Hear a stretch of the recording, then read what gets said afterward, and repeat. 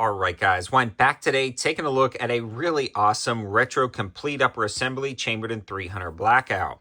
What we have here is the DPMS kitty cat with the integrated carry handle and the round handguard. I absolutely love the retro nature of a lot of these newer DPMS setups, uppers, and builds. And the really cool thing is PSA has acquired them and is expanding that retro lineup. Speaking of that, in true PSA fashion, this is offered as a complete upper assembly or a complete setup, depending on how you want to do it. And it's also offered in two different calibers right now, 300 blackout and 5.56. Now, I actually put in the request for a T&E version, and I specifically requested the 300 blackout because I feel like 300 blackout, especially subsonic, does well out of a shorter 7.5-inch barrel, and I was not disappointed with this running with a can on the end. In fact, I've actually been using the new CMMG zeroed can, and it's been working out great on the end of this DPMS kitty cat.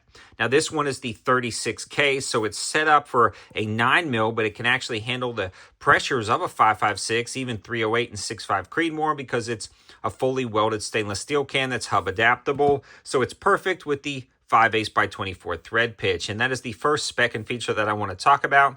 Is it ships with a flash hider, but you can pop that off and utilize the 5/8 by 24 threads on the end of that 7.5-inch 300 blackout. Fixed A2 front sight. It's got the round steel handguard with some knurling to give it that vintage and retro look.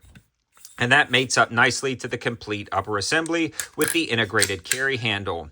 Now, the integrated carry handle is cool as is, but the sights have a little smaller apertures than I would like to see on a usable setup, but these are true to a lot of those retro builds. So to kind of accommodate for that, and if you wanted to use this for some more practical applications, I've got that rail adapter at the top running a very large frame window Sealy red dot. Now, that C7 carry handle looks awesome, but it's also really functional and pretty darn cool to be toting around one of these complete upper assemblies. Now, the BCG and charging handle is like the heart of a pistol or a rifle. If it's not cycling, your rifle is not functioning. The bolt carrier group is actually shot peen mil-spec Carpenter 158, and the gas key is hardened to USGI specifications and fastened with grade 8 screws, so you're not going to have any issues out of that BCG. Now, the mil-spec carrier is actually 8620 steel, and it's an FA profile, so you're not going to have any issues, and it's also chrome-lined and phosphate-coated, so it's just going to cycle through those rounds without any issues whatsoever.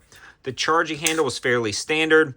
Not really too much there. You do not have a to worry about any of the controls, though, because they're all pretty much standard AR. Standard dust cover, standard shell deflector, and standard forward assist on this guy, so you'll be good to go. Now, if you're buying this as a complete setup, the lower is very similar to this, but I actually had it paired with one of the PA-15s with that really awesome kind of retro brace, and it pairs up pretty darn nice. Now, functionally, down at the range, this ran absolutely great with whatever I put through it, and this is where I want to give a huge shout out to AAC Ammo for helping out with the ammo to make this video.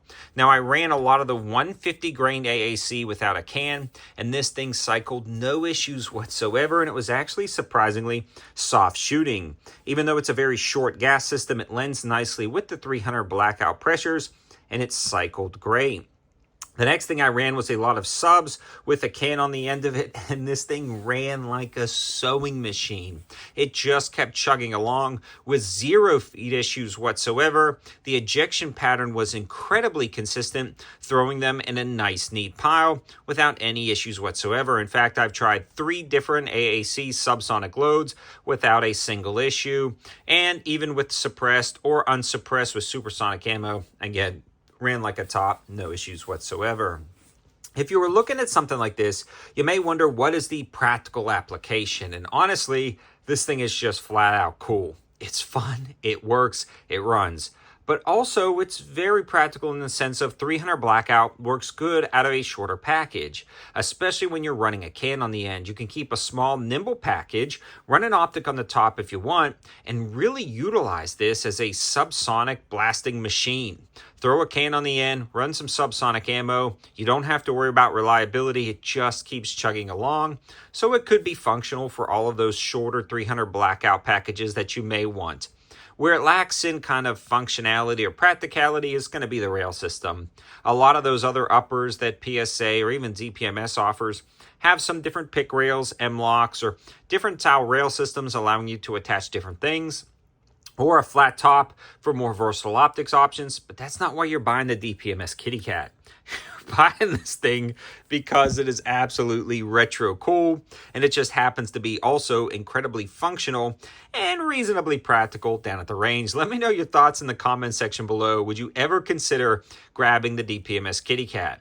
In my opinion, this one is staying in the permanent collection because it's absolutely freaking awesome, especially with the can on the end. But for me, I'm staying away from the 5.56 and going to the more practical 300 blackout. For me, I really like this setup, and I think the DPMS Kitty Cat really shines with that 300 blackout chambering. Thanks for watching. Thanks to PSA for helping us out and sending this out, and thanks to AAC for supporting the ammo.